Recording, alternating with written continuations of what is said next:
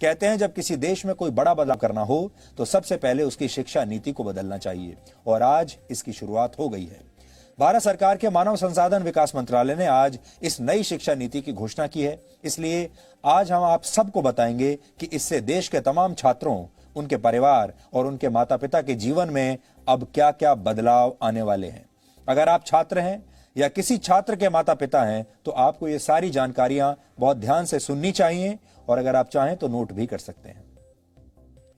तो अब आपको बड़े बड़े बदलाव बताते हैं। अब तक भारत की स्कूली शिक्षा व्यवस्था 10+2 के फॉर्मेट पर चलती थी, लेकिन अब इसे 5+3+3+4 के फॉर्मेट में बदल दिया गया है।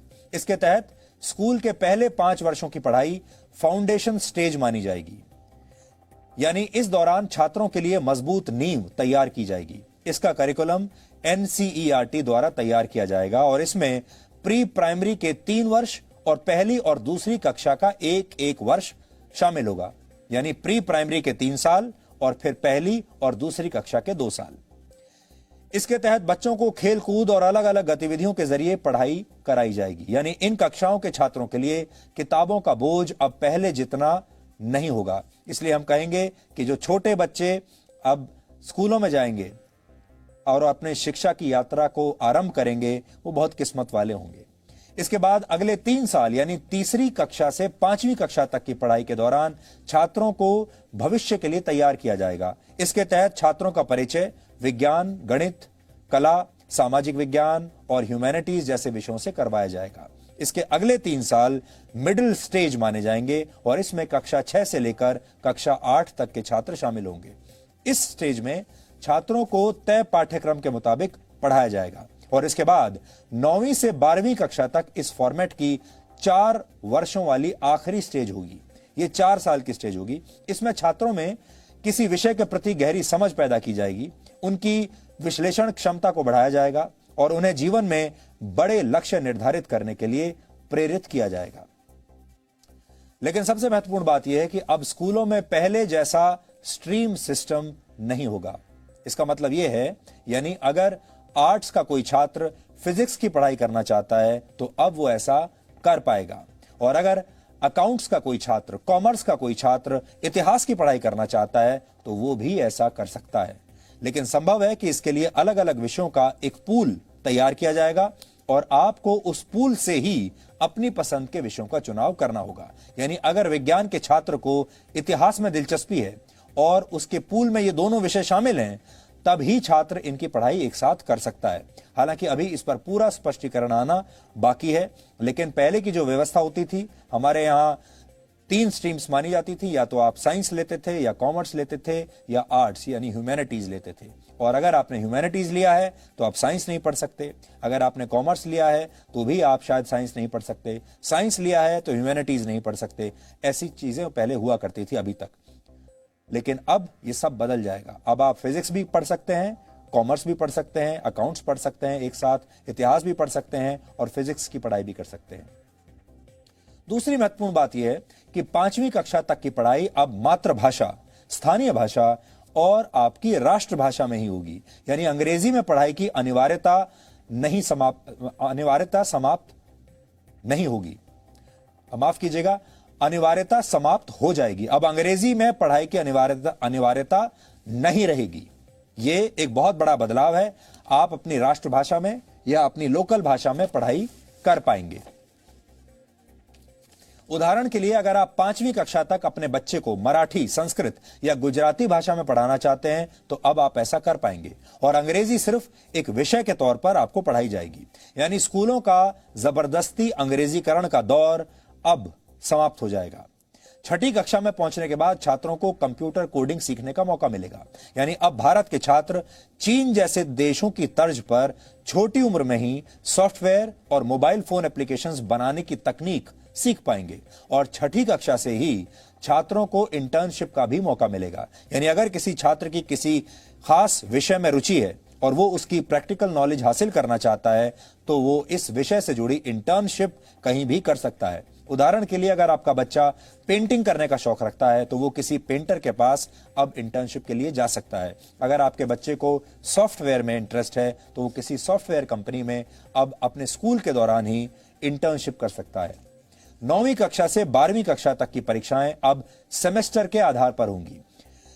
एक साल में 2 सेमेस्टर होंगे और हर 6 महीने पर एक परीक्षा होगी और दोनों सेमेस्टर्स के अंकों को जोड़कर आपकी फाइनल मार्कशीट तैयार की जाएगी। यानी अब एक छात्र के तौर पर आपको पूरे साल पढ़ाई करनी होगी और आप ये कहकर बच नहीं सकेंगे कि आप सिर्फ फाइनल एग्जाम्स की तैयारी करना चाहते हैं। इससे पहले आपने देखा होगा बहुत सारे छात्र ऐसे होते हैं जो साल के सिर्फ आखिर में कुछ समय तक पढ़ते हैं, 1-2 महीने पढ़ाई कर लेते हैं और फिर उसके आधार पर वो फाइनल जो परीक्षा होती है उसमें बैठते हैं और उनमें से बहुत सारे लोग अच्छे नंबर ले भी आते हैं। लेकिन ये वो लोग होते हैं जिन्होंने पूरे साल पढ़ाई नहीं की। अब आपको पूरे साल पढ़ाई करनी पड़ेगी। इसके अलावा बोर्ड की परीक्षाओं को आसान बनाया जाएगा और इसमें छात्रों की क्षमता पर ज्यादा ध्यान दिया जाएगा। रटने की क्षमता नहीं, समझने की क्षमता पर ध्यान दिया जाएगा। ट्यूशन और कोचिंग क्लास के जरिए रट्टा लगवाने की आदत को समाप्त कर दिया जाएगा। बोर्ड परीक्षा देने वाले छात्रों को अब उनकी पसंद की भाषा में परीक्षा लिखने की पूरी छूट होगी। उदाहरण के लिए अगर आप चाहें तो हिंदी या अंग्रेजी में से किसी एक भाषा में अपनी परीक्षा दे सकते हैं। छात्रों के रिपोर्ट कार्ड्स को भी अब पहले की तरह तैयार नहीं किया जाएगा। किसी छात्र को फाइनल मार्क्स देते समय उसके व्यवहार, एक्स्ट्रा करिकुलर एक्टिविटीज में उसके प्रदर्शन और उसकी मानसिक क्षमताओं का भी ध्यान रखा जाएगा।